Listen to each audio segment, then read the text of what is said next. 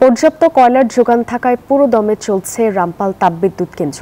জাতীয় গ্রিডের 60 ভাগের বেশি বিদ্যুৎ আসছে এই কেন্দ্র থেকে।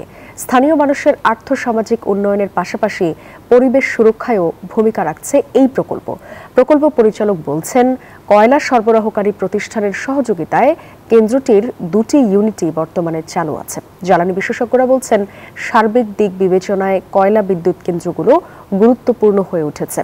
বাগেরহাট থেকে প্রকল্প ঘুরে এসে আরও জানাচ্ছেন রিয়াদ সুমন, ক্যামেরায় ছিলেন মোশাররফ হোসেন সেলিম।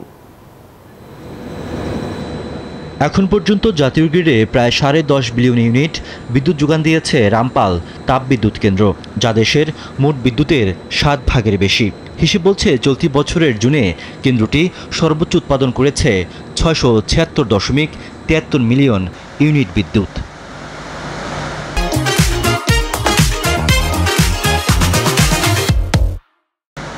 পর্যাপ্ত কয়লা সরবরাহ থাকায় কাঙ্ক্ষিত মাত্রায় বিদ্যুৎ উৎপাদন হচ্ছে এই কেন্দ্রে। বকেয়া আটকে থাকার পরও নিরবিচ্ছিন্নভাবে কয়লা সরবরাহ করে গেছে সরবরাহকারী প্রতিষ্ঠান। ফলে পুরো সক্ষমতায় বিদ্যুৎ উৎপাদন ধরে রাখতে পেরেছে কেন্দ্রটি।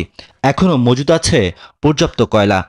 আমরা 10,359 মিলিয়ন ইউনিট স্টার্টিং থেকে দিয়েছি বাংলাদেশ গ্রিডকে, that 10 billion units, and every month we are giving around 7 to 8% power to Bangladesh. Coal shortage is a thing of the past now. We are having lesser coal stock, but we have got coal stock at Chittagong. Almost 2 lakh ton is there today. শুধু বিদ্যুৎ উৎপাদনই নয়, স্থানীয় মানুষের আর্থসামাজিক উন্নয়ন এবং পরিবেশ সুরক্ষায়ও ভূমিকা রাখছে রামপাল বিদ্যুৎ কেন্দ্র। The basic items which affect, they are your carbon dioxide emission, NOx emission, sulfur oxide emission, and we have control for everything.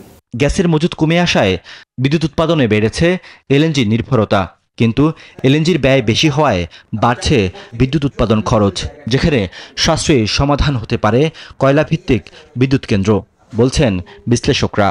এখন তো আমরা গ্যাস ব্যবহার করতে পারছি না সেই পরিমাণের, কারণ হচ্ছে আমাদের অতখানি গ্যাস নাই, আমাদেরকে শিল্পে দিতে হবে, গৃহস্থলীতে দিতে হবে। সো এই অবস্থায় আমাদের কয়লার উপরে সম্পূর্ণ নির্ভর করতে হচ্ছে। তো কয়লা যতখানি বিদ্যুৎ কেন্দ্র আছে 5-6 হাজার মেগাওয়াট, এটা আমাদের সম্পূর্ণ চালাতে হবে, তা না হলে সাংঘাতিক রকম লোডশেডিং হবে। বাংলাদেশ ভারত যৌথ উদ্যোগে পরিচালিত 1320 মেগাওয়াট সক্ষমতার বিদ্যুৎ কেন্দ্রটির প্রথম ইউনিটের বাণিজ্যিক উৎপাদন শুরু হয় 2022 সালের ডিসেম্বরে। 2024 সালের মার্চে শুরু হয় দ্বিতীয় ইউনিটের বাণিজ্যিক উৎপাদন। নানামুখী আলোচনা, সমালোচনা আর সংকট কাটিয়ে আজ দৃশ্যমান রামপাল বিদ্যুৎ কেন্দ্র আছে পূর্ণ উৎপাদন সক্ষমতায়, যার বিদ্যুৎ যুক্ত হচ্ছে জাতীয় গ্রিডে, অবদান রাখছে দেশের শিল্প, বাণিজ্য এবং রপ্তানি খাতে। যদিও মাঝপথে কয়লা সংকটের কারণে কমে এসেছিল এর উৎপাদন সক্ষমতা, তবে সরবরাহকারী প্রতিষ্ঠানের সহযোগিতায় আবারও ঘুরে দাঁড়িয়েছে এই বিদ্যুৎ কেন্দ্রটি। রিয়াদ সুমন, নিউজ 24, রামপাল বিদ্যুৎ কেন্দ্র, বাগেরহাট।